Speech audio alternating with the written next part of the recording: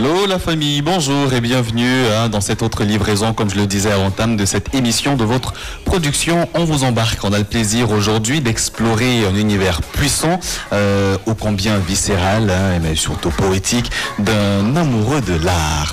Un amoureux de l'art, notre invité est un artiste peintre. Il a choisi quelque part explorer les profondeurs de nos émotions pour les matérialiser sous forme d'images. Dans le cadre de cette émission, on se pose tout de même une question. Qu'est-ce qui l'inspire concrètement?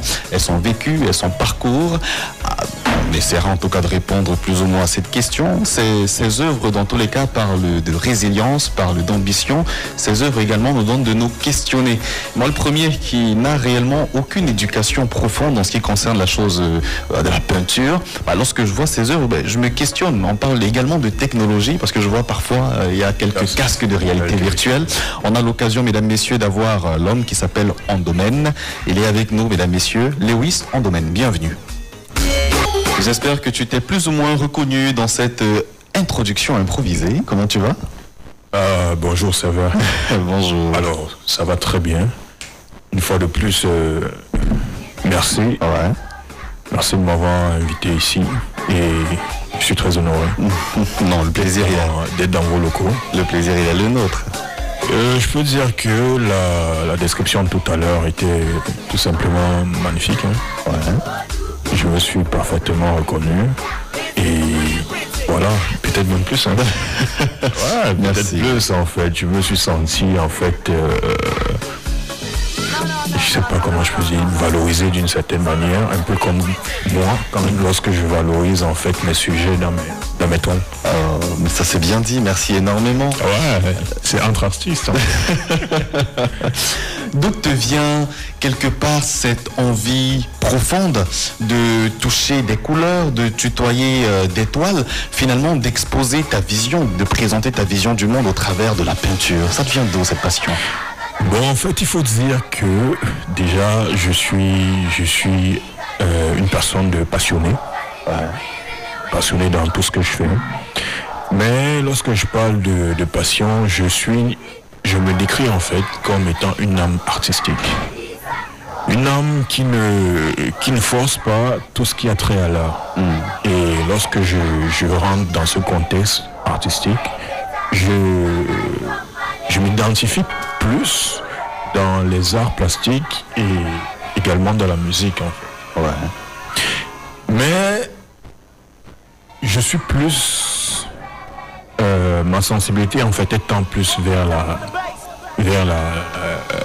peinture. Qu'est-ce que tu défends? Quelle est la vision, l'idéologie que tu défends à travers ta création?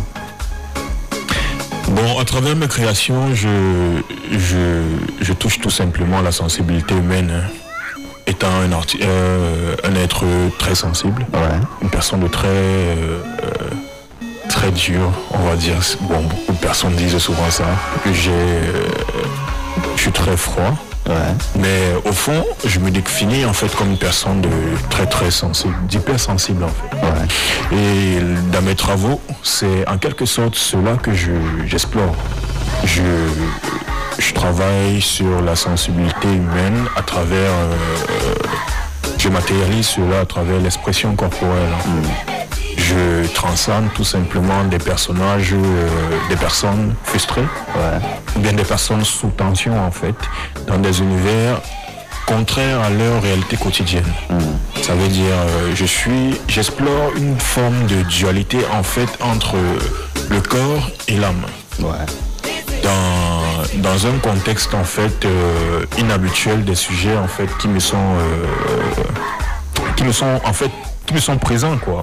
Donc une façon de dire que je m'inspire tout simplement de ma réalité, ouais. Tout ce que je vois, tout ce qui m'entoure, mais plus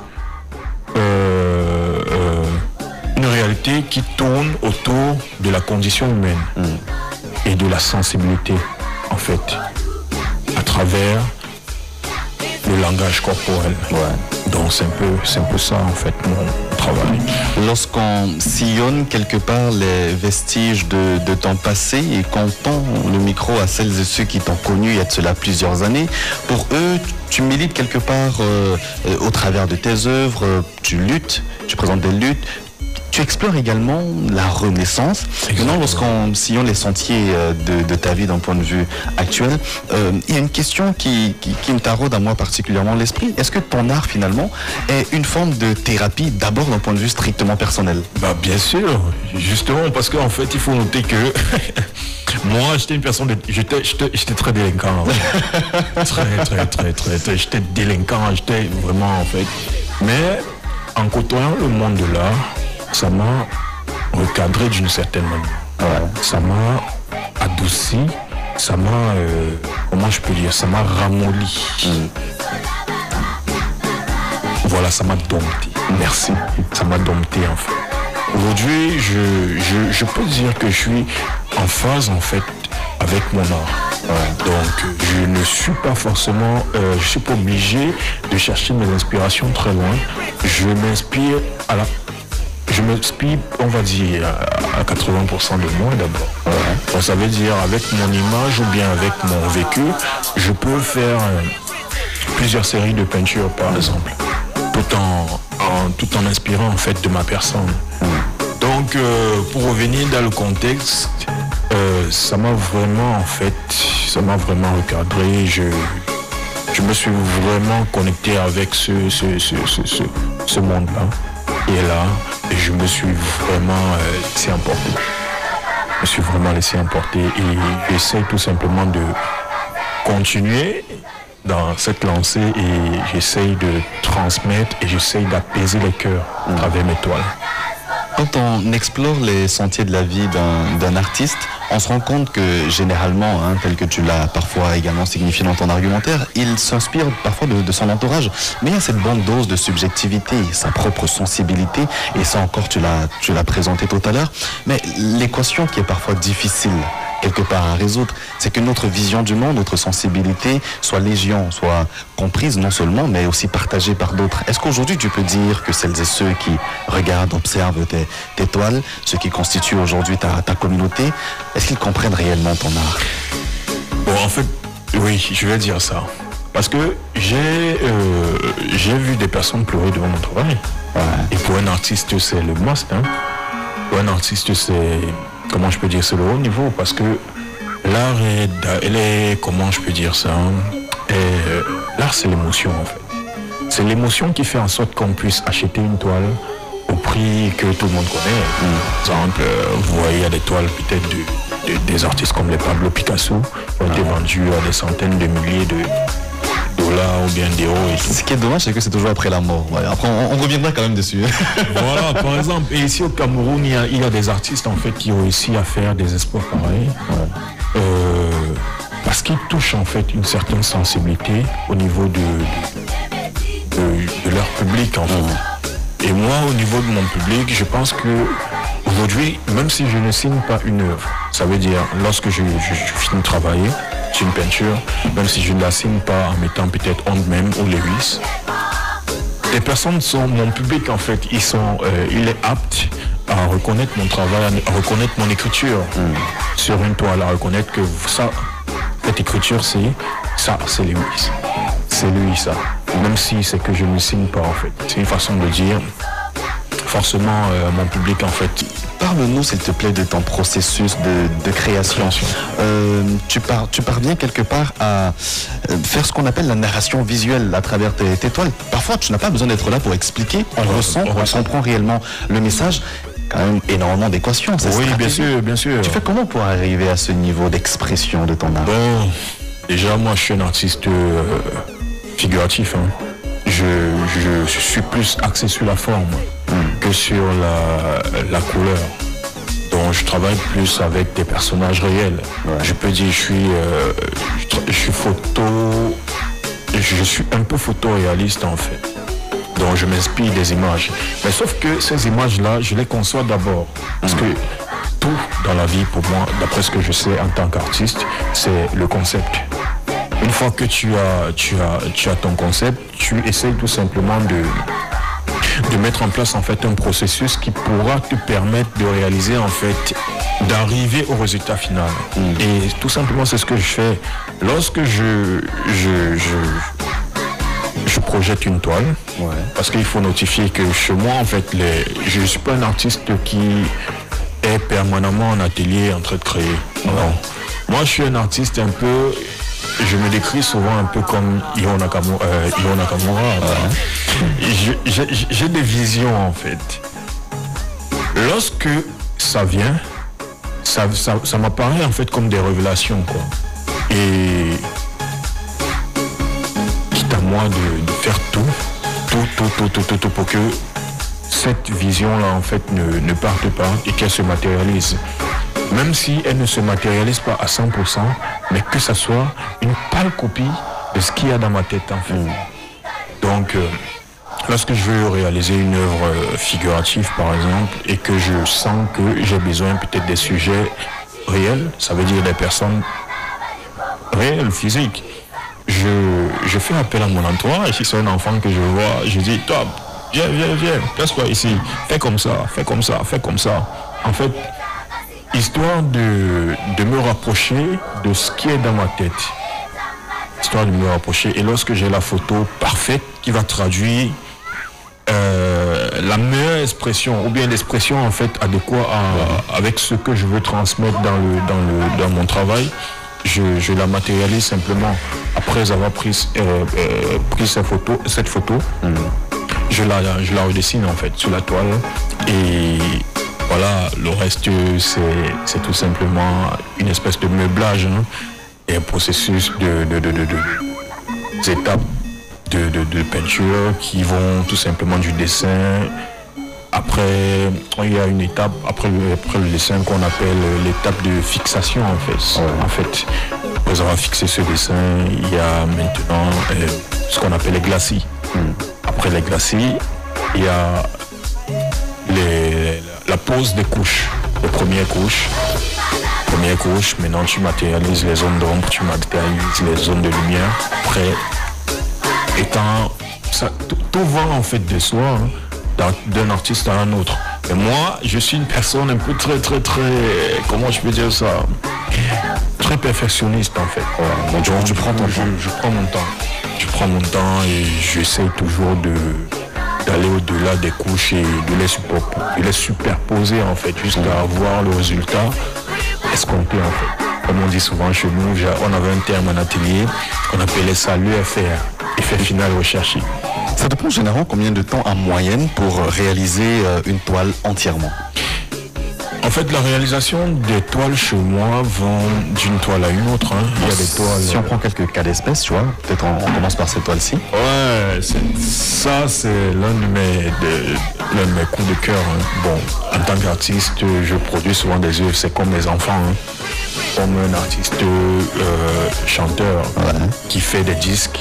Et ces disques-là sont comme ses bébés. Ouais. C'est pareil pour moi. En fait. Difficile de faire le choix. Difficile de faire le choix. Mais ce travail-là, il m'a pris, je pense, 3 jours. 3 jours. Oui, 3 jours. Non-stop. Bon, juste pour dormir peut-être. Non. Moi, je travaille pas non-stop. Hein. Moi, je travaille au feeling, au ressenti, en fait. Moi, je travaille au feeling, au ressenti. Ça veut dire lorsque je ressens une envie de peindre, je me lève. Et qu'est-ce que tu voulais exprimer ici? Ici, déjà, le titre, c'est Mokolo à midi, en fait. Ouais. Je voulais tout simplement exprimer la réalité, en fait, d'un pousseur de brouette de Mokolo. Je voulais sortir, en fait, le pousseur de Mokolo de sa réalité quotidienne, en fait. Je voulais lui donner un cadre tout simplement adoucissant. Une pause, si on peut dire ça. Là, on évolue et on tombe également sur cette autre création. Moi, je travaille en série. Ouais. Donc, mes séries de peinture ont ce que j'appelle souvent en fait une thématique commune. Donc, elles ont toutes un sujet en fait qui les relie. Et maintenant, les titres en fait vont d'une œuvre à une autre. Celle-là, c'est une œuvre qui s'intitule Walk in Paradise. Walk in Paradise, c'est la même série avec la première.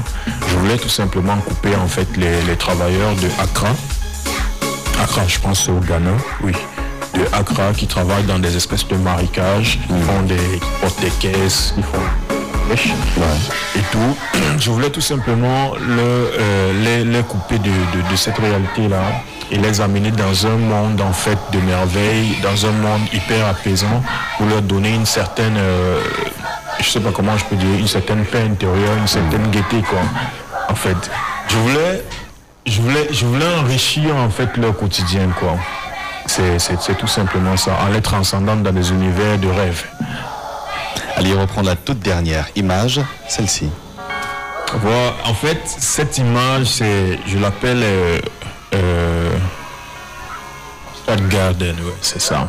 C'est la même série, mais c'est juste les techniques, par exemple, qui différencient, quoi. Techniques qui différencient. Ici, sur cette œuvre-là, je suis allé dans un style un peu très abstrait, très, comment je peux dire ça, très impressionniste aussi en même temps. Dans la mesure où je n'ai pas un travail très précis en fait. Je suis plus dans les poses de peinture, les poses de la matière. Donc c'est un peu ça en fait. Je varie des techniques. Mes techniques ne sont pas, comment je peux dire, figées, ne sont pas figées, mais je reste toujours dans une démarche où mon travail peut être reconnaissable. En fait. L'écriture plastique peut être reconnaissable par mon public ou bien par des amateurs d'art. Tous ces éléments faisant partie de ton portfolio et datant de 2 ans par là, en 2023. Lorsque tu expliques tes œuvres, finalement, on se rend compte que la toile, ton art, c'est aussi une plateforme d'expression pour toi. Mais finalement, dans cette expression qui est la tienne, quelle est ta position? Est-ce que tu finalement proposes ou alors est-ce que tu questionnes tout simplement? Est-ce que tu proposes des réponses ou alors tu questionnes par rapport aux réalités que nous traversons? Je questionne et je propose en fait en même temps. Donc, je fais d'une pierre deux coups en fait. Je questionne et je propose. Mais moi je me vois plus comme une personne qui apaise les esprits. Je suis pas un sujet politique en fait. Moi je suis dans un courant artistique qui s'appelle l'onirisme. Ouais, c'est un courant qui a trait à tout ce qui est lié au rêve.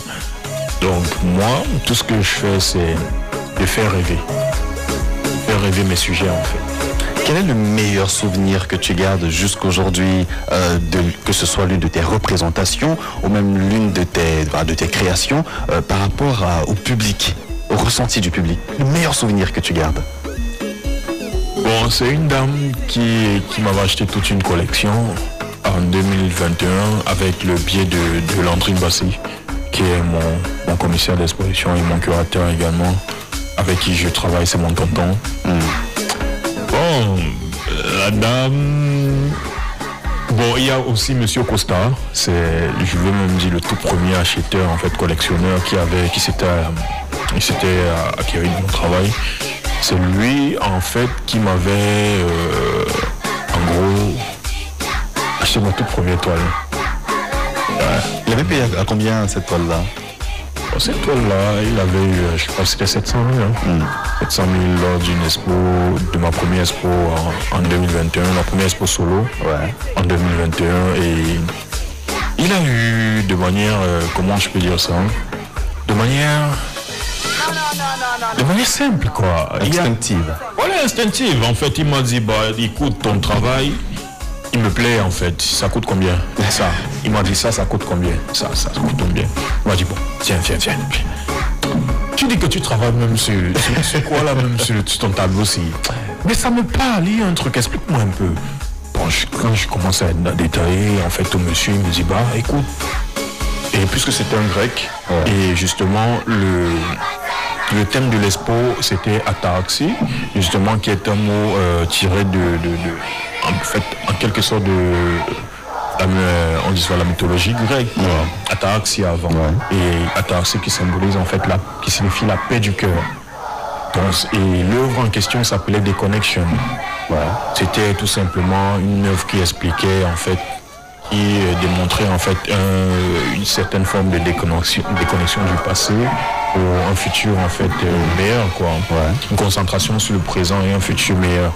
Donc le monsieur il a kiffé l'œuvre, il me dit bon, je meurs ici.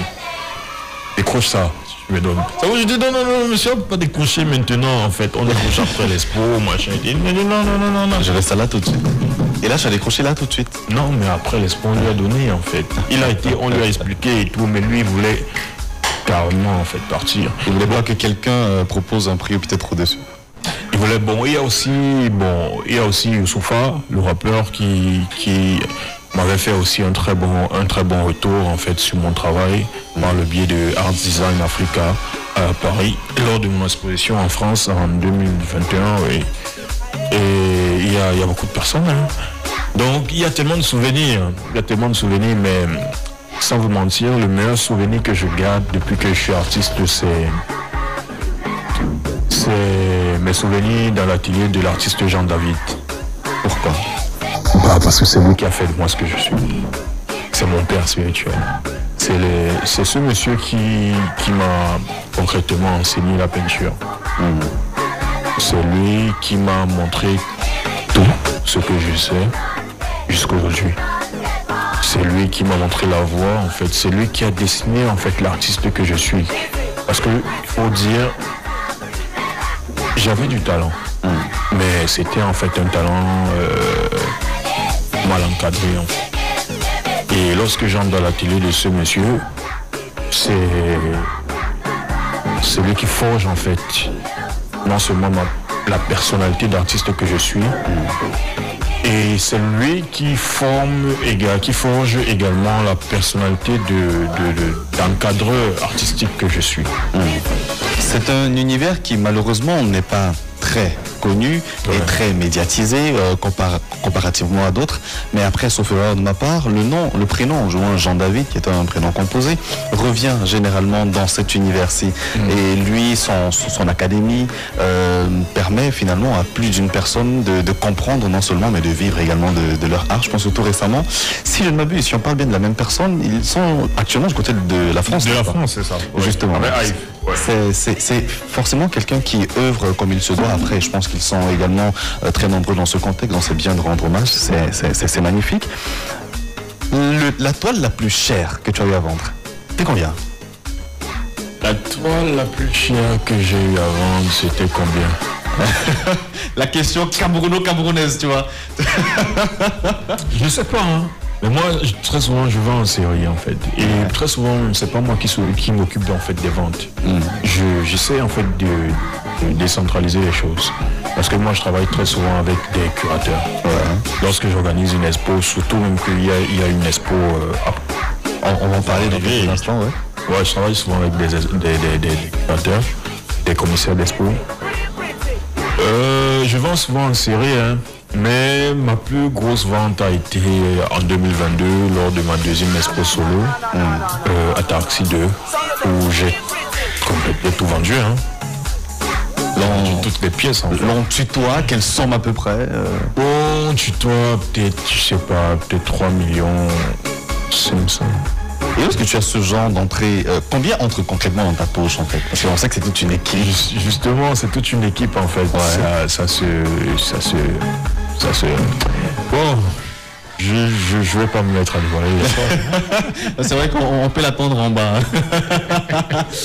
Je vais pas me mettre à dévoiler les sommes, mais quand ça, ce qui est bien dans ce lieu, c'est que quand ça entre, ça te permet de vivre.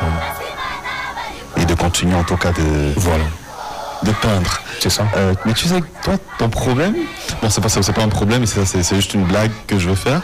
Tu sais que si on coupe le fil de ton inspiration, si je peux utiliser le terme spirituel, parce que ça te vient comme ça. Oui.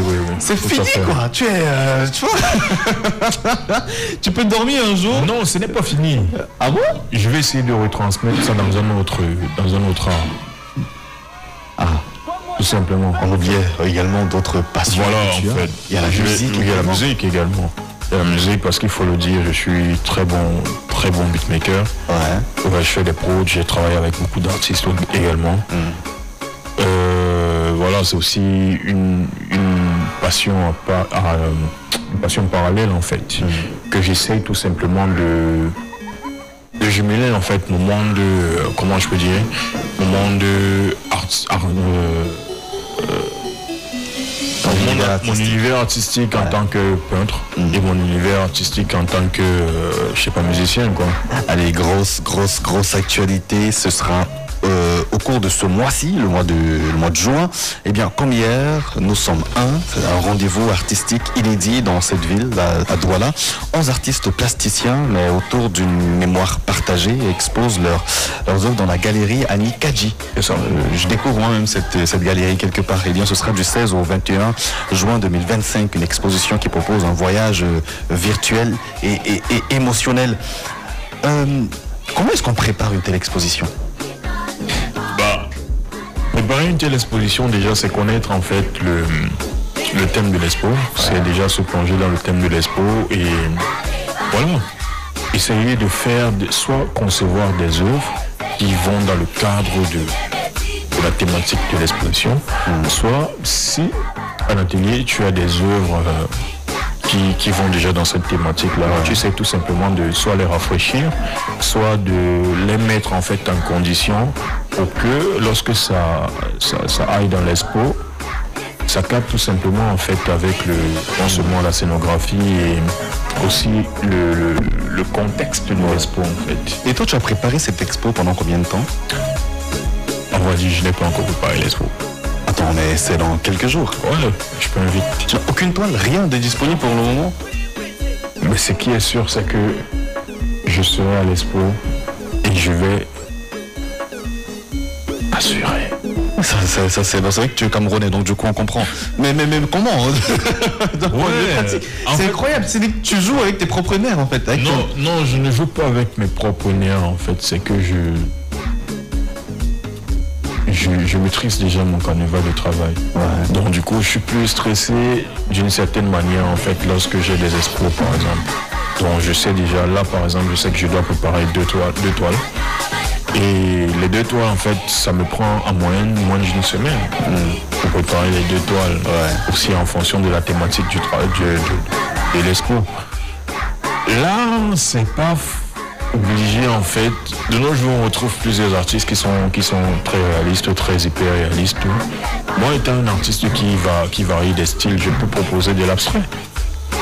Ouais. Voilà. Donc maintenant, l'abstrait, je peux faire 2 tableaux en un jour. C'est incroyable de se retrouver dans ton univers et tu communiques, tu partages tellement bien. Ouais. J'ai même l'impression qu'au sorti de cet entretien, tu vois, je peux déjà également, tu vois, toucher une toile. Ah ouais? Ouais. Mais moi, je suis du genre, je sais pas où je vais arriver en commençant, mais je commence quand même. Bien sûr. Après la fin, moi-même, je découvre mon chef-d'œuvre. C'est possible, n'est-ce pas? C'est possible, bien sûr. Il y en a qui deviennent artistes comme ça, et il y en a qui percent, qui vendent dans des très grandes galeries. Ouais. En plus, ça paye bien, quoi. Bon.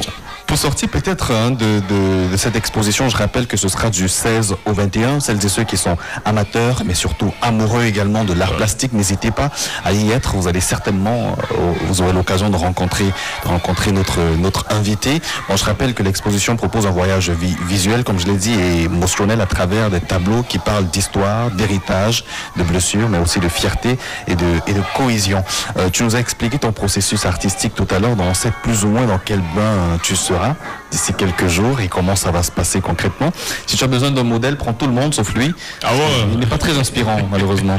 Par contre moi tout ce qui a trait au corps, ça m'inspire. Ah bon? Oui. Je suis figuratif. Est-ce que tu te rappelles de la toute première fois que tu as été en contact avec l'art plastique? Parle-nous de cette expérience. Oui, ça c'est une très belle question. Ça, c'est... Oh là là, je parle de ça, j'ai les larmes aux yeux. Hein. Parce que je me rends compte qu'en fait, c'est ce jour que m'a changé. Le jour, puisque j'ai fait l'école d'art des brasseries, en fait, dans les époques 2009, non, 2010, 2011, 2013, 2014. Donc je faisais mes classes, en même temps je suivais cette formation de manière parallèle. Ouais. Un peu comme l'académie de foot de brasserie en fait. Avant il y avait une formation qui s'appelait Crayon de Dino de brasserie. Pendant la kermesse, je pense que c'était en 2014, hein, pendant la kermesse de fin de formation, j'étais à la kermesse et à cette kermesse là, il y avait plusieurs stands. Et dans les stands, les personnes invitées, il y avait des élèves ou bien des étudiants de l'Institut des Beaux-Arts, des Instituts des Beaux-Arts. Ouais. Il y avait, je pense, Konsamba, il y avait Fumban. Oui. Et moi, dans ma curiosité artistique, je visitais donc les stands et tout, voilà, parce qu'à l'avant, moi, je faisais plus la bande dessinée. Donc, je faisais plus la bande dessinée. La peinture, bon, ça me disait pas grand-chose avant. Mais en visitant justement ces stands, je suis entré dans le stand de l'Institut de Beaux-Arts de Fumban. Ouais. Et c'est où je fais la rencontre d'une dame. En fait, ils avaient exposé des toiles. C'est où je regarde, je vois des peintures très réalistes. Je me dis, ouais, non, ça ce ne sont pas des peintures en fait, ça ce sont des photos. C'est où je vois deux dames qui m'accostent et elles commencent à me parler. Non, ce sont des peintures. Non, c'est où je dis, ce sont des peintures. Qui a donc fait? C'est où l'une dame dit, la personne qui a fait, la voici ici. Et c'était une dame, une femme. Et la femme, c'est une très grande artiste aujourd'hui. Elle s'appelle Francine Docmont. Et la deuxième dame, qui est également une très grande artiste aujourd'hui, qui s'appelle Bienvenue Fotso. Je pense que c'est elle qui, je crois qu'elle est actuellement dans l'administration de la galerie Kadi, à Bunaposo, avec qui on a fait aussi le GIC Futur dans les années 2016, je pense. Elle me dit non, voilà, je regarde. Et ce qui m'avait plus intrigué dans le travail, dans tous ces travaux, il y avait un portrait de Raphaël Nadal. Ouais. C'était hyper bien fait, mon Dieu. Au point où tu vois les gouttes de sueur et tout, mais je me dis, mais quelle dinguerie, c'est qui a fait? On me dit que c'est une fille. Je regarde la fille, je dis, qui? C'est une femme qui peint comme ça. Je dis, oui, c'est moi. On me dit, non, moi je suis finissant à l'université des Beaux-Arts de Fumban, voilà, et tout. Moi, je fais option peinture. Elle commence à me parler d'elle, quoi. C'est une pépinière de talent à Fumban. C'est comme on dit au quartier, je flippe. Tu vois. En fait, je commence à me poser la question, que si une femme peint comme ça veut dire que... Non, elle me dit, bien sûr, je peux peindre. C'est où la deuxième dame, Bienvenue Fotso, elle me dit justement ça tombe bien, nous offrons des formations dans notre GIC ici à Neubel qui s'appelle Future Art. Ouais. Ça tombe bien puisque vous êtes en vacances déjà et vous êtes en fin de formation.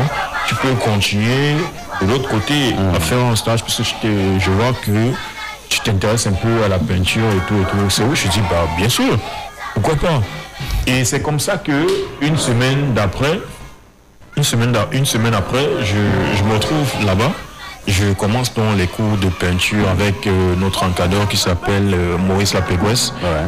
Et la Bienvenue Fotso elle-même et plusieurs autres artistes, on se retrouvait chaque week-end au centre, la maison des jeunes de culture de Neubel, à côté de Sacré-Cœur. C'est où on se retrouvait et on apprenait un peu plus sur le dessin, les techniques de dessin et les techniques de peinture. Et c'est où, en voyant maintenant mes aînés chaque jour peindre, j'étais impressionné. C'est où j'ai commencé réellement à me cultiver en fait dans le domaine de la peinture. Est-ce que tu as rencontré des résistances surtout au niveau de la famille, si tu as rencontré des résistances relativement à ce domaine? Les résistances en fait au niveau de la famille, jamais. Parce que moi, ma famille m'a toujours accompagné dans ce que je faisais. Ouais, ma famille, ma mère, mon père, mes frères, tout le monde s'est toujours mobilisé en fait parce qu'ils ont toujours vu cette flamme en moi en fait. Donc toute ma famille a toujours été derrière moi en mode tu vas faire ça. Parce que c'est là-bas où nous on voit que toi tu es... C'est ça ton truc en fait. Auparavant tu étais à Yaoundé? Non, auparavant j'étais à Douala, après je suis allé à Yaoundé en fait. Et là tu reviens sur... Et là je reviens sur Douala. Est-ce que des deux villes, quelle est la ville qui t'influence le plus sur le plan artistique, qui te nourrit d'inspiration? Est-ce Yaoundé ou Douala? Douala. C'est quoi la particularité de cette ville? La particularité de cette ville, c'est que sur le plan culturel, elle est plus évoluée que tout. Et la scène artistique ici, en fait, elle est plus montée, en fait, que du côté de Yaoundé. Mais toutes mes grandes expositions ont été faites à Yaoundé. Je peux dire que ma carrière artistique a pris de l'ampleur à Yaoundé. Ouais. Mais Douala, en fait, c'est la reine-mère. The place to be. The place to be. Qu'est-ce qu'on peut te souhaiter pour dans 10 ans? L'ouverture de ma galerie. L'ouverture de ma galerie, Lewis Art Space. Il y a ces artistes qui se disent que l'herbe est toujours un peu plus verte ailleurs, d'autant plus que c'est un domaine qui est beaucoup plus développé dans d'autres contrées. Pourquoi le choix de rester? C'est vrai que la question est un peu prétentieuse parce que je ne sais pas encore si ton choix est de rester, tu vois. Mais pourquoi être là actuellement et ne pas être ailleurs? Ou peut-être tu serais beaucoup plus exposé? Bon, je peux dire que j'ai passé beaucoup de temps sans me plaindre. Là, je suis en train d'essayer de refaire les choses, en fait, de bien faire les choses. Parce qu'avant, j'ai eu à faire des choses, mais j'ai eu beaucoup de situations et tout contraignantes qui m'ont un peu ralenti, quoi. Ouais. Donc là, je reviens à Douala, en fait, pour refaire un peu les choses normalement, pour essayer un peu de donner une autre direction artistique à ma carrière et une vision un peu plus structurée et professionnelle en fait de la chose. Donc moi je suis pas des artistes qui partent à tout prix. Je veux créer une base ici où je peux aller de l'autre côté, je développe et je reviens en fait. Je vais chercher de l'autre côté et je reviens ici développer. Est-ce qu'aujourd'hui, selon toi, quelle est la place de l'art visuel dans notre pays? Est-ce que c'est un art qui est encore un peu trop élitiste, si on peut utiliser ce mot? Un peu. Je vais dire un peu, parce que pour se dire les vérités, il y a de quoi faire. Ouais. Il y a aussi un marché qui est mis en place et qui se développe en fait. Mais sauf que nous sommes au pays en fait. C'est également un monde très vicieux. Très vicieux et très, comment je peux dire ça, très fermé. Très ferme. Ouais. Alors tout le monde connaît tout le monde. Donc, tout le monde si on te fait mal, on te fait mal direct. On te ferme les portes. C'est ça. C'est ça en fait. Donc en fait, et c'est un monde qui fonctionne en réseau en fait.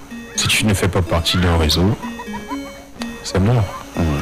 Maintenant moi je ne fais pas partie d'un réseau. Je suis obligé de créer en fait des actions qui pourront faire en sorte qu'on puisse jeter un regard sur moi. Créer de l'attention autour de moi, en personne et autour de mon art. N'étant pas dans des réseaux en fait où le petit il faut forcément être le petit de tel pour exposer dans tel, ou bien il faut forcément appartenir à telle école pour exposer. Moi je suis pas de ça, moi je suis pas fait d'école là. École proprement dit, genre les beaux-arts et tout. Je me souviens, je suis allé aux beaux-arts de Ngouaikele, j'ai fait une semaine après, je suis parti. Donc moi je suis un autodidacte et je veux faire en fait les choses de manière libre. Faire les choses de manière libre et de manière professionnelle. Et de manière professionnelle. Donc, c'est ça. On parvient au terme de notre entretien. En une phrase, s'il fallait réellement résumer, parce que comme tout artiste, forcément tu es chargé d'une sorte de vision idéologique et donc d'une mission. En une phrase, s'il fallait que tu présentes ta mission artistique, selon toi, quelle est-elle? Ou encore, est-ce que toi, tu l'as déjà trouvée? Est-ce que tu la cherches tout simplement? Je la cherche encore, en fait. Ma mission artistique, je la cherche encore. Je la développe encore. Je suis dans une perpétuelle amélioration de soi, en fait. Ouais. Donc, j'essaie de peaufiner chaque jour qui passe ma démarche en tant que moi, en tant que personne, mes habitudes et aussi peaufiner en fait mon identité artistique et peaufiner davantage mes créations, les rendre plus à la hauteur de ce que le monde attend en fait, et aussi de ma personne, ma nouvelle personne, parce que Moi, c'est pas le même moi il y a 2 ans. Ouais. C'est pas le même moi en 2016. J'essaie d'être la meilleure version de moi chaque jour qui passe et j'essaie de rendre mon art aussi la meilleure version chaque jour qui passe. Donc moi, c'est un peu comme ça que moi je vois les choses en fait. C'était un grand plaisir de te recevoir aujourd'hui. Un grand plaisir, c'est vrai. Pour celles et ceux qui nous écoutent, ça se passe comment pour te suivre au quotidien? Tu es présent sur les réseaux forcément? Oui, bien sûr. Pour me suivre sur Facebook, c'est Lewis Gibson. Pour me suivre sur Instagram, c'est Lewis Art Space. Et voilà, moi je me limite d'abord là, je suis pas trop TikTok. Et tout, bon, Google, c'est Lewis Gibson, artiste peintre camerounais. Donc voilà, mes actualités c'est plus Instagram et Facebook. Je me dis que j'aurais dû écrire réellement une introduction pour cette émission parce que là je trouve un lien terrible. Tu t'appelles Gibson et c'est également le nom d'une police. Comme quoi tu es dans l'art, la création. Depuis. La création depuis. La création. Je suis un artiste. Je suis un artiste, je pense comme un artiste. Tu t'es prédestiné à ça depuis longtemps. Oui, bien sûr. Mais sauf que très souvent les gens disent que je ne m'habille pas comme un artiste. Je ne fais pas les choses des artistes. Genre vous savez, les gens, ils ont tellement de clichés en fait de l'artiste en Afrique. C'est le mec avec plein de peintures sur les habits, avec des locks par-ci, avec des couris, Moi parfois je sors en veste. Mais je suis pas au bureau. Je dis non, j'aimerais peindre. Ou bien j'aimerais à une expo. Ah, je suis peindre. Tu t'habilles en veste. Mais la veste, ce n'est qu'un vêtement. Ouais. Tout simplement. La chemise, ce n'est qu'un vêtement, en fait. Donc voilà. Lorsque je dis aux gens que je suis artiste peintre, on dit non, c'est faux. Quand tu es artiste peintre et tu n'as pas les locks, tu ne fumes pas le chanvre. En tout cas, le bon côté, c'est que la réalité de cet entretien la donnera finalement de comprendre et d'en savoir un peu plus en ce qui concerne ton environnement. Merci beaucoup. Merci, c'est vrai. D'avoir accepté notre invitation. On a rendez-vous très très prochainement. Peut-être, on ne sait jamais, le 16. Oui, bien sûr, le 16. Et il y a aussi une expo que je prépare, une expo en duo avec Ebeb Tchala, du côté de Pharmacie Le Gaulle, parce qu'on veut faire en fait un outdoor, un vernissage outdoor du côté de Pharmacie Le Gaulle. Et j'espère vraiment compter sur Radio Audace pour pouvoir couvrir l'événement. En tout cas, je ne peux pas parler pour Radio Audace, mais en ce qui me concerne particulièrement, sache que je suis à mon soutien. Toujours. Ce sera avec grand plaisir. Soutien inconditionnel.